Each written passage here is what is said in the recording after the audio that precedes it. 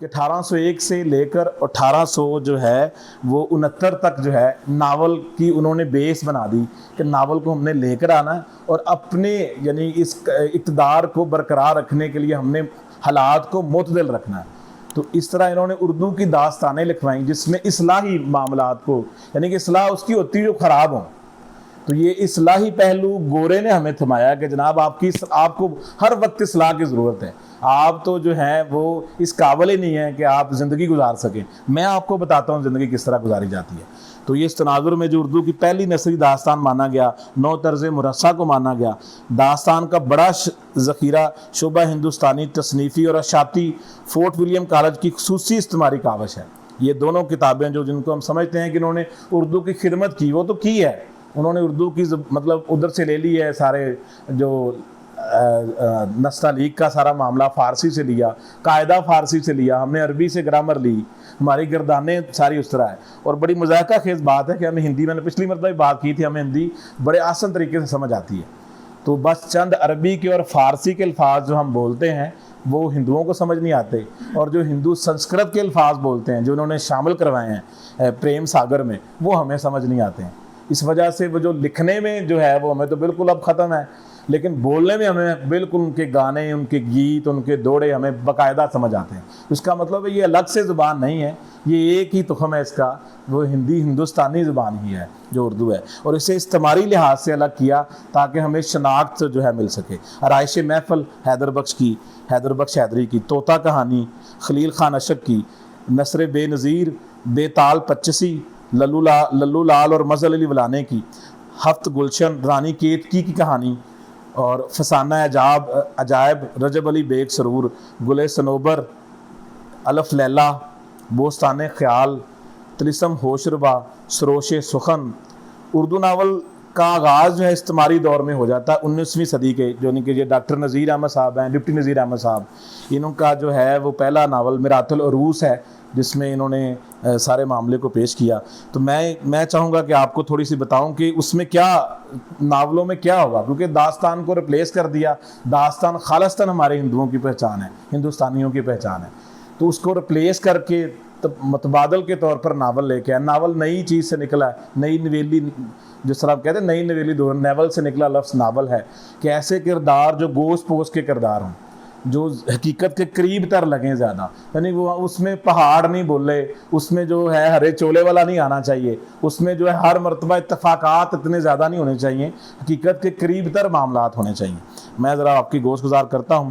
19ویں صدی کے ناولوں میں ماضی کی مذمت، یعنی ہمارا ماضی بالکل گورے نے ختم کر دیا کہ ہمارا ماضی ہے ہی نہیں. 1801 کے پیچھے ہم جاتے ہی نہیں ہیں. ہماری تاریخ کہاں سے شروع ہوتی ہے؟ 1801 سے، اردو کی، کیونکہ اردو کو باقاعدہ وہاں پر جگہ ملی ہے.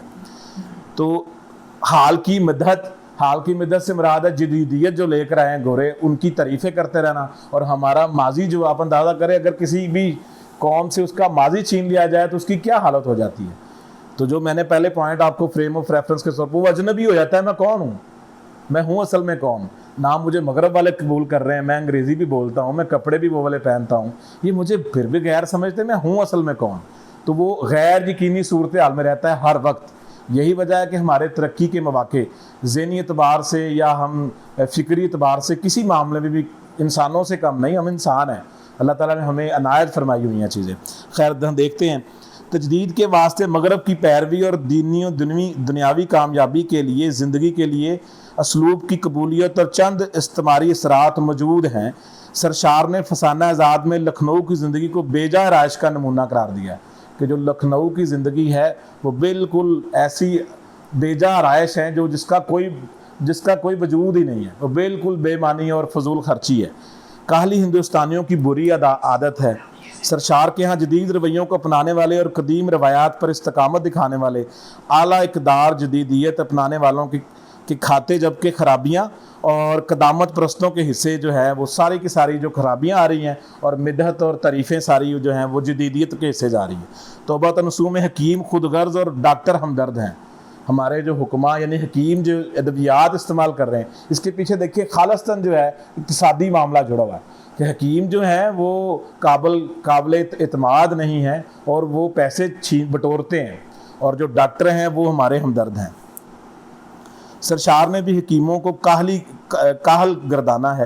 مرزا ہادی رسوا کے ناول شریف زادہ میں بھی فارسی کتب کو خاص طور پر اخلاق بگاڑنے والی کتاب قرار دیا ہے۔ یہ کون لکھ رہے ہیں؟ ہمارے ہی استعمار زدہ جو لوگ ہیں، ہمارے جو فکری اعتبار سے انہوں نے نوبادیاتی دور کا آغاز کیا، ان کو متاثر کیا اور باقاعدہ پلان کر کے لکھوایا کہ یہ باتیں آپ نے لکھنی ہیں، ہماری آپ نے تعریف کرنی ہے، اور جو ہندوستانی ہیں ان کی جو ہے وہ آپ نے ان کی مذمت کرنی ہے کہ آپ جو ہیں آپ قدامت پسند ہے۔ یہ لفظ بڑا قیمتی انہوں نے بنایا یہاں پر۔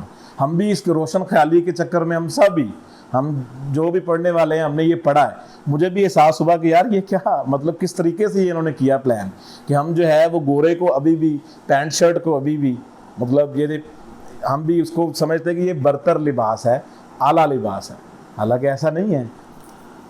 خیر، ابن الوقت میں کامنی سرشار میں تمدنی کردار، علم و حکمت، تجارت، شائستگی، ہنر، دولت، ایجاد، تہذیب اور اتفاق جیسے صفات سے ہندوستانی ناواقف ہیں۔ یہ جو میں نے لفظ بولے ہیں سارے جدیدیت کے وجہ سے یہ سارے معاملات یہاں پر آئے۔